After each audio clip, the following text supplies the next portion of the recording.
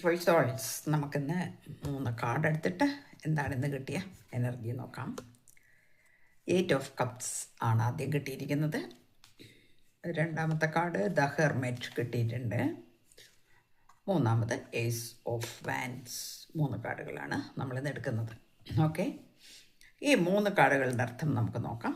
8 of cups, നിങ്ങൾക്ക് ഉപകാരപ്പെടാത്ത ചില കാര്യങ്ങൾ, അല്ലെങ്കിൽ നിങ്ങളുടെ ഭാവിയിൽ ഇനി നിങ്ങൾക്ക് അതുകൊണ്ട് പ്രയോജനമില്ല എന്ന ആ തോന്നലിൽ നിങ്ങൾ അത് ലെറ്റ് ഗോ ചെയ്യുന്നു എന്നാണ് ആദ്യത്തെ കാർഡ് കാണിക്കുന്നത്. ലെറ്റ് ഗോ ചെയ്യുന്നു എന്ന് പറയുമ്പോൾ നമുക്ക് ഉപകാരമില്ലാത്ത, അല്ലെങ്കിൽ ഇനി അതുകൊണ്ട് ഫലമില്ല എന്ന് തോന്നിയാൽ, അതിപ്പോൾ റിലേഷൻഷിപ്പ് ആയിരിക്കാം, കരിയർ ആകാം, ഫിനാൻസ് ആകാം, ഏത് വിഷയമായാലും എനിക്കത് കൊണ്ട് ഗുണമില്ല എന്ന് തോന്നിയാൽ ലെറ്റ് ഗോ ചെയ്യുന്നു, അല്ലെങ്കിൽ ചെയ്ത ഒരു എനർജിയാണ് ഇവിടെ കാണുന്നത്. രണ്ടാമത് ദ ഹെർമിറ്റ് വന്നിട്ടുണ്ട്. അതായത് ഒരു തീപ്പൊരിയാണ്. അതായത് നമ്മുടെ ഉള്ളിലേക്ക് ഒരു സ്പാർക്ക് വരുന്നു, ഒരു പുതിയ പ്രചോദനത്തിൻ്റെ ആ ഒരു വല്ലാത്ത ഒരു ഇൻഡ്യൂഷൻ നമ്മളിലേക്ക് കടന്നു വരുന്നു. ഒരു പുതിയ പ്രചോദനം, അല്ലെങ്കിൽ പുതിയ കാര്യങ്ങളിലേക്ക് കടക്കാൻ, പുതിയ ജീവിതത്തിലേക്കുള്ള ആ ഒരു കാൽവയ്പ് വളരെ ഭംഗിയായിട്ട് കൊണ്ടുപോകാൻ കഴിയും എന്നുള്ളൊരു സ്പാർക്ക് നിങ്ങളെ തേടിയെത്തുന്നു.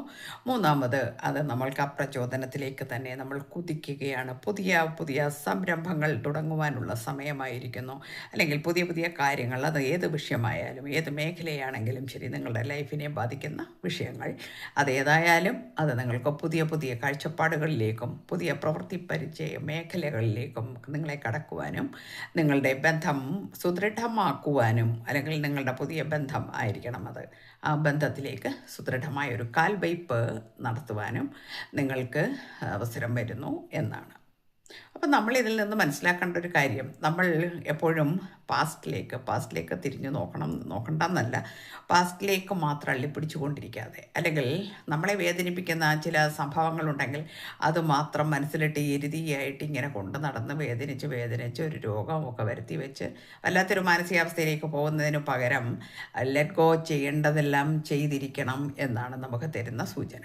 ഓക്കെ, അത് കഴിഞ്ഞാൽ നമുക്ക് നമ്മളുടെ ലൈഫിലേക്ക് വരുന്ന ആ നന്മകളെ നമ്മൾ ആശ്ലേഷിക്കുക. അതായത് നമ്മളവരെ ഹഗ് ചെയ്ത് സ്വീകരിക്കുക. അതെന്തുമാവട്ടെ, ആ നന്മയെ നമ്മൾ സന്തോഷത്തോടുകൂടി വരവേൽക്കുക.